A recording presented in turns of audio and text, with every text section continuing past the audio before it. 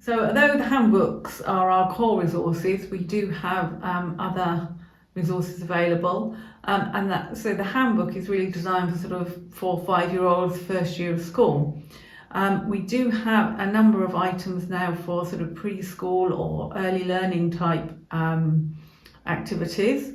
One of the joys of preschool, kindergarten is that actually you have time.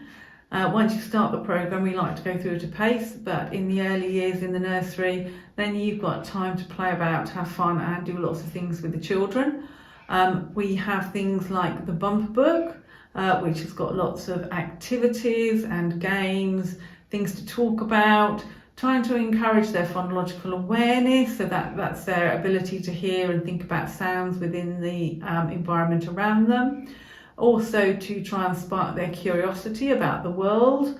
There's science things, there's recipes, there's lots of different areas of the curriculum that are covered within the activities within the bumper book.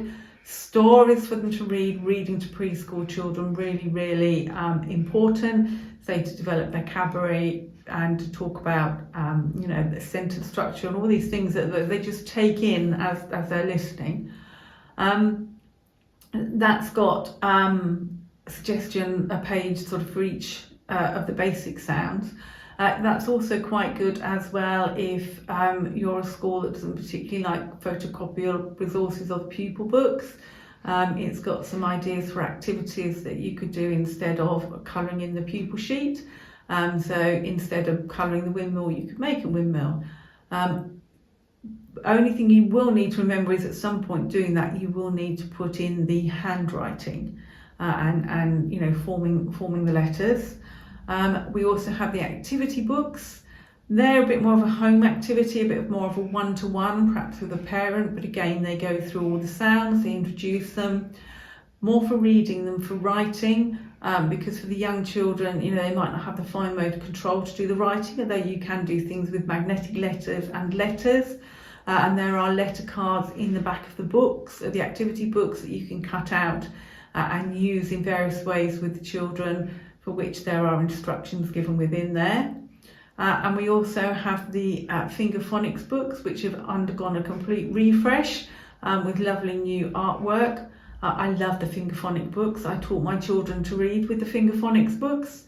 There's lots of things on the pages to look at, to point to. You can ask them, where's the dog? You can also ask them, where's the dog? You then might have to more or less blend it for them, dog, before they get it. And then I also ask them things like, where's the f or where's the d? And they just learn the letters really as another item on the page, just like there's a cat, there's a dog, there's a tree, there's a girl, there's a boy, there's a b. And they just sail through with very little problem at all. And the finger phonics books are really good for that, and they're quite robust, so they work quite well in a nursery or a preschool environment as well. We do have some flashcards and things. Not sure, they can be used within the nursery, but only with the older children really. It's more an activity based, doing activities, doing thinking, doing talking to children, very important for the early years stuff. So we have some puppets of Inky, Snake and Bee. We also have the tricky word hat, which the children can actually wear, and you can put your tricky words on the front. They're quite fun to use within the class. We have some workbooks for Grammar 1, which again the children write in, or could be used for homework as extra support for children who might need it or might like to do stuff at home with a parent who will help them. We have posters. We have an alphabet poster, we have the sounds poster, we have the vowel forest poster, which are bright and jolly to put up on the wall. Then we also have kits that have been pre-selected, either for home or for school or for particular year groups, and they have all the items that you will need in, and there's a selection of those that you can choose from if you look on the website. We also have the Jolly Dictionary, which within the grammar handbooks we actually train the children and show them how to look things up in the dictionary, which is why we have the colour-coded pages. We don't just expect them to know how to use a dictionary.